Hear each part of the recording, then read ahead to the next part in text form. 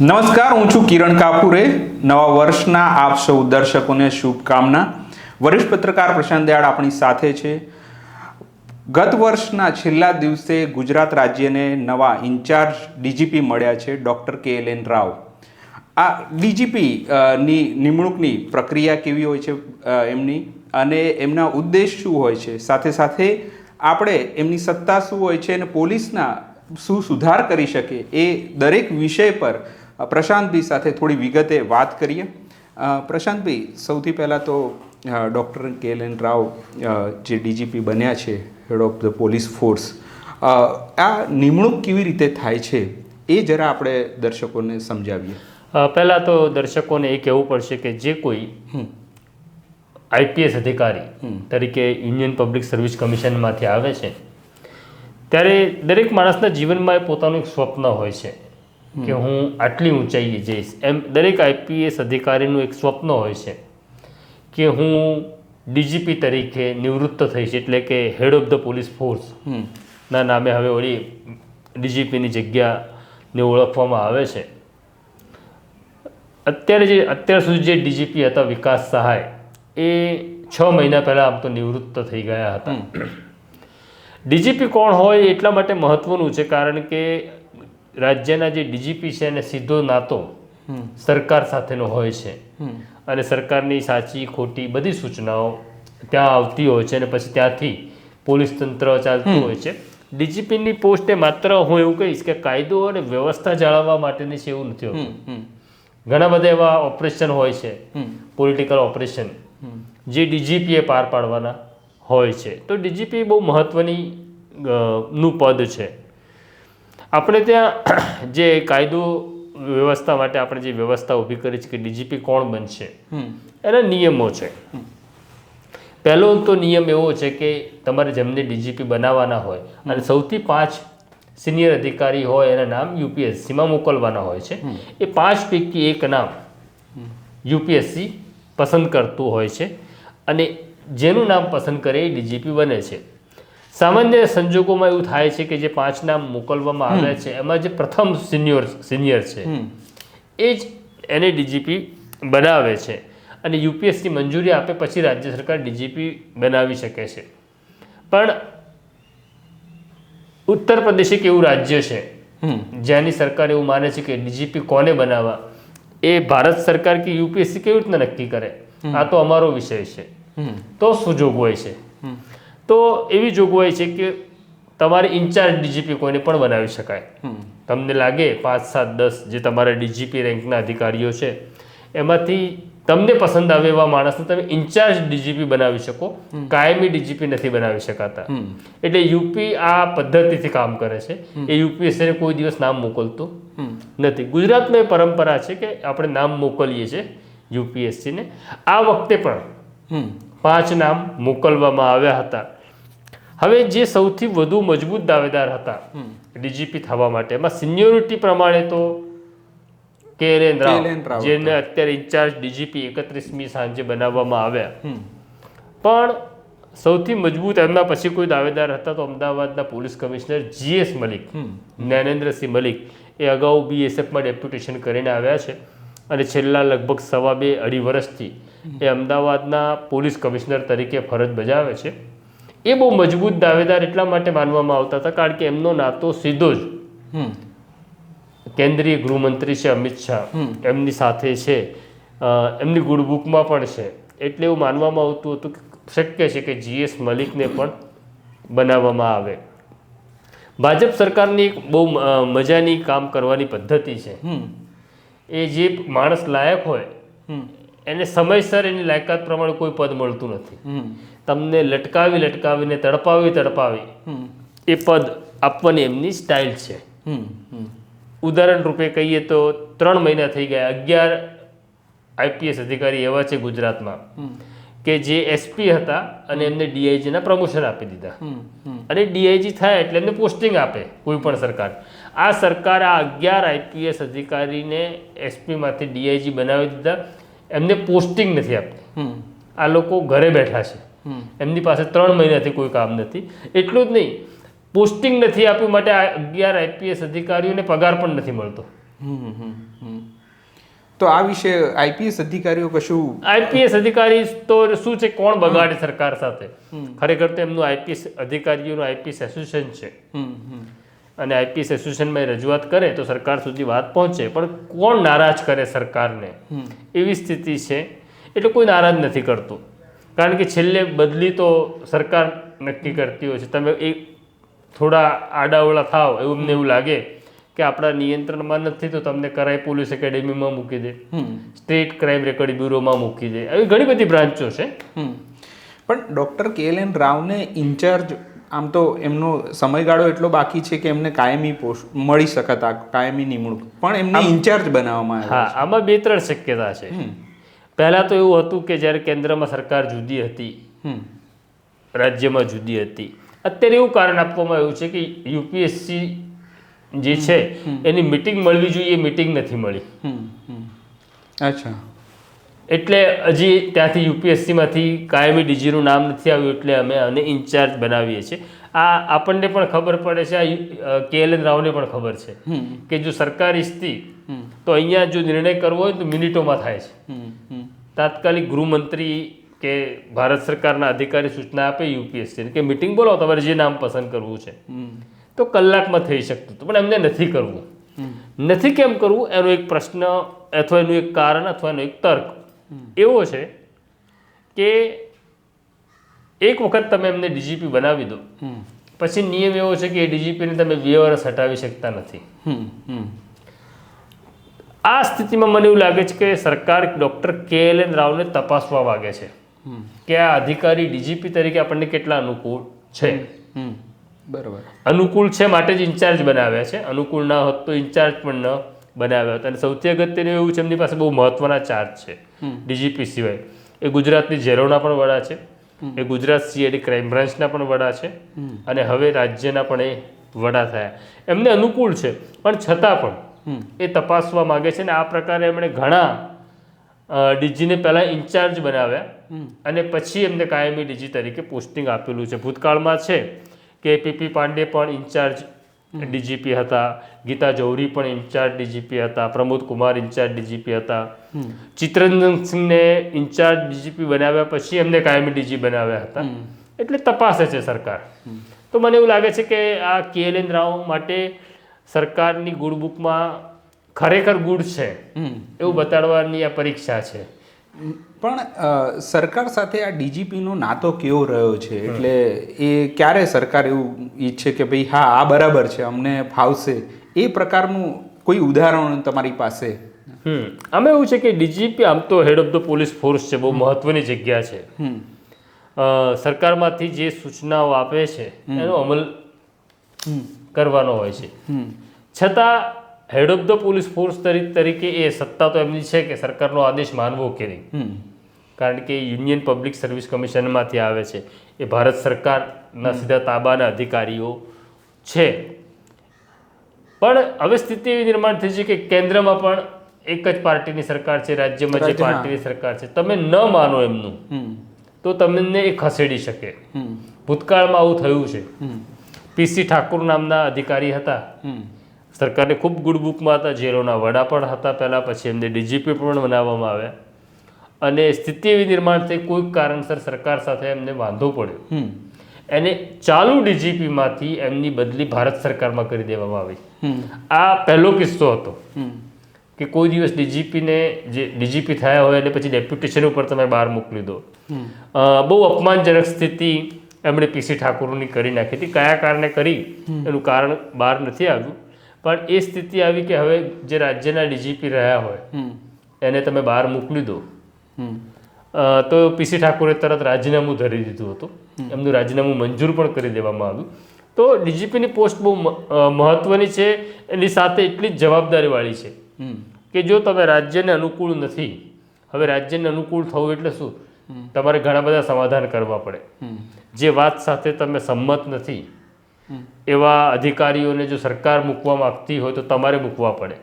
એવું બને કે જિલ્લાની અંદર કોઈ SP કે કોઈ કમિશનર સાથે તમારે મનમેળ નથી, અને મનમેળ નથીને કરતાં તમને એવું લાગે છે કે કાયદોની વ્યવસ્થા માટે આ ફિટ નથી, પણ છતાં સરકાર ઈચ્છે છે તો સરકાર મૂકે છે. અને તમારે ડીજીપી તરીકે એ જ અધિકારી પાસે તમારે કામ લેવાનું હોય છે. એટલે ઘણા બધા પ્રશ્નો ઊભા થાય છે, પણ આ બધાની વચ્ચે તમે કેટલા સમાધાનકારી છો એ બહુ અગત્યનું એક હોય છે. એની સાથે જે મહત્વનું એવું છે કે બાકી તો માળખું ગોઠવાયેલું છે, એ માળખામાં તમે રાજ્યના લોકો માટે કેટલું સારું વધારે કરી શકો. એક્ઝેક્ટલી. ડીજીપી ઓફિસ સુધી માણસ ક્યારે પહોંચે કે જ્યારે એના જિલ્લામાં કે એના શહેરમાં એને એવું લાગે છે કે મને ન્યાય નથી મળતો, ત્યારે તમે ત્યાં સુધી ગાંધીનગર સુધી માણસ આવતો હોય છે, તો તમારે એને સાંભળવો અને એ માણસના પ્રશ્નોનો ઉકેલ તમારી પાસે છે, કારણ કે તમે head of the police force છો.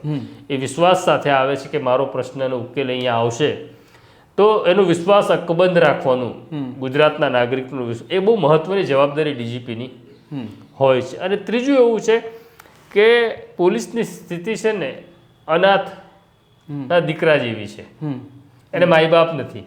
સરકારની પ્રાયોરિટીમાં પોલીસ કોઈ દિવસ આવતી નથી. એટલે જો આઈપીએસ અધિકારીને 3 મહિના સુધી પોસ્ટિંગ વગર બેસી રહેવું પડે તો કોન્સ્ટેબલ, હેડ કોન્સ્ટેબલ, પીઆઈનું તો કોઈ સાંભળતું જ નથી આ રાજ્યની અંદર. સ્થિતિ એવી છે. તો એવા સંજોગોમાં તમે head of the police force છો, તો તમે જો સારા હૃદયથી કામ કરો તમારા ફોર્સ માટે, તો ઘણો બધો સુધારો અને થઈ શકે અને બદલાવ પણ લાવી શકાય. પણ આ ડૉક્ટર KLN રાવ હવે head of the police force બન્યા છે, તો એમની કામગીરી કેવી રહી છે? અત્યાર સુધી એમણે કયા કયા ડિપાર્ટમેન્ટમાં સેવા આપી છે અને કેવું એમની કામગીરી આપણે કઈ એ રીતે જોઈ શકીએ એમ? હા, એટલે 1992 બેચના આઈપીએસ અધિકારી છે. લગભગ મને યાદ છે ત્યાં સુધી 5 થી 6 જિલ્લાના એસપી તરીકે પણ ફરજ બજાવી ચૂક્યા છે. સુરતમાં, રાજકોટમાં તેમણે ડેપ્યુટી કમિશનર તરીકે અને જોઈન્ટ પોલીસ કમિશનર તરીકે પણ ફરજ બજાવી છે. અમદાવાદની અંદર એમણે સ્પેશિયલ પોલીસ કમિશનર તરીકે પણ ફરજ બજાવી.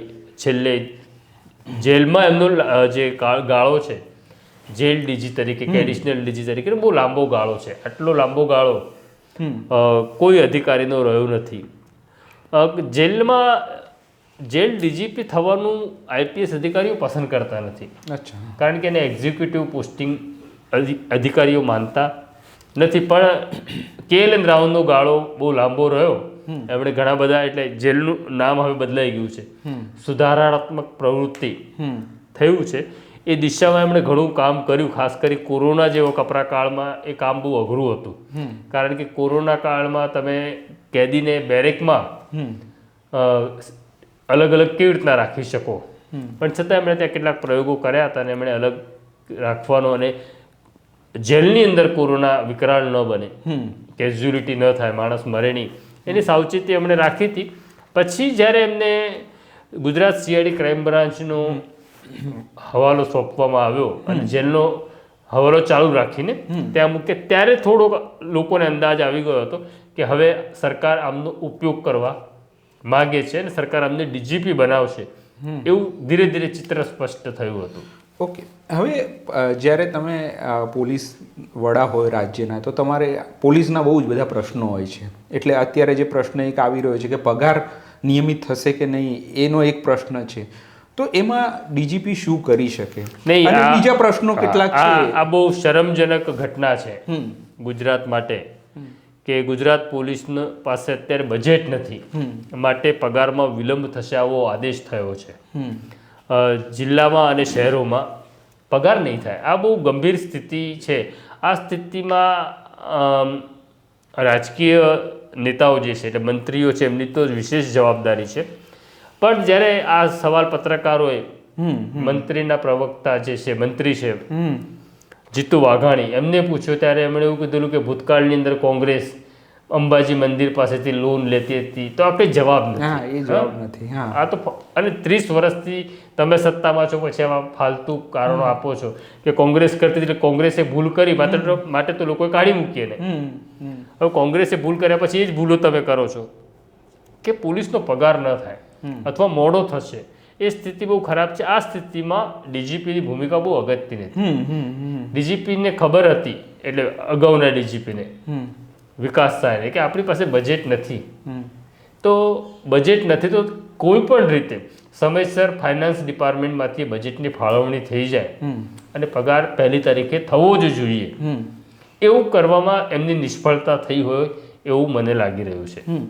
પણ એક પોલીસ ઓફિસર જ્યારે અત્યારે કાંકરિયા કાર્નિવલ થાય છે, બહુ બધી ઉજવણીઓ થાય છે, વાઇબ્રન્ટ સમિટ થાય છે, ત્યારે એક પોલીસ કોન્સ્ટેબલ ત્યાં ઊભો હોય છે, એ આ બધું જુએ છે, રાજ્યની તામઝામ જુએ છે, પણ એનો પગાર નથી થતો, ત્યારે એ શું વિચારતો હશે? એ અગત્યનું છે કે ભાઈ રાજ્ય તો આટલા બધા પૈસા ખર્ચી રહ્યું છે. પોલીસ તરીકે નહીં કિરણ, માણસ તરીકે, પત્રકાર તરીકે આપણને ખરાબ લાગે છે.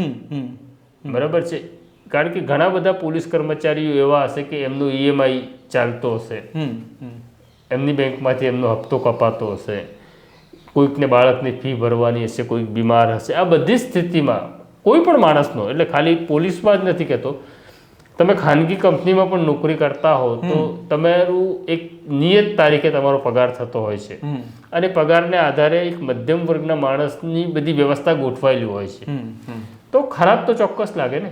અને આ જે પોલીસ જવાન છે તે કહ્યું એમ કે એ તો રાજકારણીને બહુ નજીકથી જોવે છે, એના બંદોબસ્તમાં જતો હોય છે, એ રેડ કાર્પેટ ઉપર ચાલતા મંત્રીઓને જોવે છે, ત્યારે એને ખરાબ તો લાગતું જ હશે. અને છેલ્લો સવાલ હવે એવું કે ડીજીપી તરીકે અત્યારે જે નવા આવ્યા છે એમના સત્તામાં શું હોય એ, અને બીજું કે પોલીસના એવા કયા પ્રશ્નો છે જે પ્રાયોરિટીમાં લેવા જોઈએ? નહીં, પ્રશ્નો તો ઘણા બધા છે. માની લો કે IPS અધિકારી કોઈ છે તો પતિ પત્ની એક જ શહેરમાં એક જ જિલ્લામાં હોય એવી વ્યવસ્થા સરકાર ગોઠવે છે. પણ મારી પાસે માહિતી છે એ પ્રમાણે 260 પોલીસ દંપતી એવા છે જે અલગ અલગ જિલ્લામાં છે. બરાબર છે. ખરેખર તો વિકાસ સહાય પાસે જે પેન્ડન્સી છે, મને એવું લાગે છે કે આમની સૌથી વધુ જવાબદારી એવી ઠરશે કે વિકાસ સહાય પાસે અરજી આવી પણ એમને કોઈ નિર્ણય જ ન કર્યો. એ નિર્ણય કરવાની જરૂર હતી, પણ એ બધી વખત સરકાર કંઈક કરશે, ગૃહ વિભાગ કંઈક કરશે એમ નજર રાખીને બેઠા હતા, એમાં કંઈ થયું જ નહીં. હવે ડીજીપી પાસે પોલીસ ઇન્સ્પેક્ટરની બદલવાની સત્તા છે, એ સત્તાનો પણ વિકાસ સહાય ઉપયોગ નહોતા કરતા. હું ખાલી કહીશ કે ગુજરાત એન્ટી કરપ્શન બ્યુરો છે, ગુજરાત એન્ટી કરપ્શન બ્યુરોમાં 127 હું ના ભૂલતો હતો પોલીસ ઇન્સ્પેક્ટરની જગ્યાઓ છે, એમાંથી 54 જગ્યાઓ જ ભરાયેલી છે. અચ્છા. હવે તમે એવું કહેતા હો કે ભ્રષ્ટાચાર મુક્ત રાજ્ય કરવું છે તો એમાં ACBની ભૂમિકા બહુ મહત્વની છે.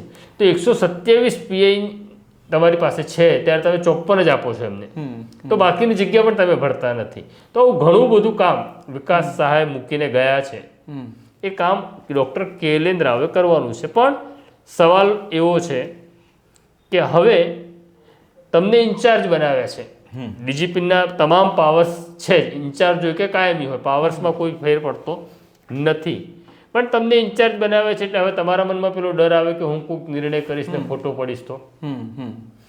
એટલે આ સ્થિતિ છે ને આ સરકાર કાયમ આવી રાખે છે કે માણસને કળવા દેતી નથી, અસમંજસમાં રાખે છે. કાલે 6:10 વિકાસ સહાય નિવૃત્ત થવાના હતા, ભલે KLN રાવને તમારે ઇન્ચાર્જ DGP બનાવવાના હતા તો એની જાહેરાત સમયસર કરી દેવી જોઈએ ને.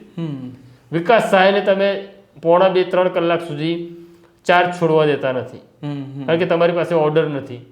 તો આ તો કેવું કેટલું વિલંબથી ચાલતું રાજ્ય છે. આપણે ડબલ એન્જિન સરકાર કરીએ તો DGPની જાહેરાત તમે 5:30-6 તો કરી શકો. પણ સરકાર નડે જ નહીં અને તેમ છતાં આ પોલીસ વડા એમનું કામ કરી શકે એવા તો ઘણા કામો હશે ને કે સરકાર એ બાબતમાં આવે જ નહીં એમ. DGP મોટાભાગના DGPને એવું માનતું હોય છે કે અમે DGP સરકારની મહેરબાનીથી બન્યા છીએ. બરાબર. તો આ ભાવ જ્યારે કોઈ પણ માણસમાં આવે, આપણામાં પણ આવે કે હું અહીંયા જે કંઈ છું એ કોઈકની મહેરબાની છે, તો જેની મહેરબાની હું માનતો હોઉં એને રાજી રાખવાનો સતત પ્રયત્ન કરું. બરાબર છે. એ સ્થિતિમાં કામ બગડે, કામ અટકી જાય અને એનું કોઈ પરિણામ ન આવે એવું મને લાગે છે. એટલે DGPનું પદ એ કોઈની મહેરબાનીથી મળેલું પદ નથી એવું જો સમજાય કે કારણ કે તમારા ખભા ઉપર તમારી કેપમાં અશોક સ્તંભ લાગે છે, તો એ પાવર જે ભોગવવો જોઈએ, બહુ ઓછા અધિકારીઓ આ પાવર કામ કરવાની પદ્ધતિ કે પોલિસિંગ ભોગવી શકે. એમાં એક નામ છે શિવાનંદ ઝા. જો કે શિવાનંદ ઝા મને પસંદ નથી કરતા પત્રકાર તરીકે, એવા એક શિવાનંદ ઝા પોલીસ કમિશનર તરીકે અમદાવાદમાં હતા કે ડીજીપી તરીકે એમણે જે કામ કર્યું, શિવાનંદ ઝાએ પાવર ભોગવ્યો અને પોલીસિંગમાં માસ્ટર હતા તો બહુ ઓછા અધિકારીઓ એ અહેસાસ કરી શકે છે પોતાની શક્તિનો, પોતાની તાકાતનો. તો આ હતી પ્રશાંતભાઈ સાથેની વાતચીત. ખરેખર પોલીસ વડા કેવા હોવા જોઈએ એ છેલ્લે ઉદાહરણ પ્રશાંતભાઈએ શિવાનંદ ઝાનું આપ્યું અને ખરેખર નવા પોલીસ વડા મળ્યા છે નવીન વર્ષે તો પોલીસ બેડામાં સુધાર થવો જોઈએ એવી આપણે અપેક્ષા રાખીએ. તો આ પ્રકારની મુદ્દા પર ચર્ચા અમે વરિષ્ઠ પત્રકાર પ્રશાંત દયાળ સાથે લાવતા રહીશું. નમસ્કાર.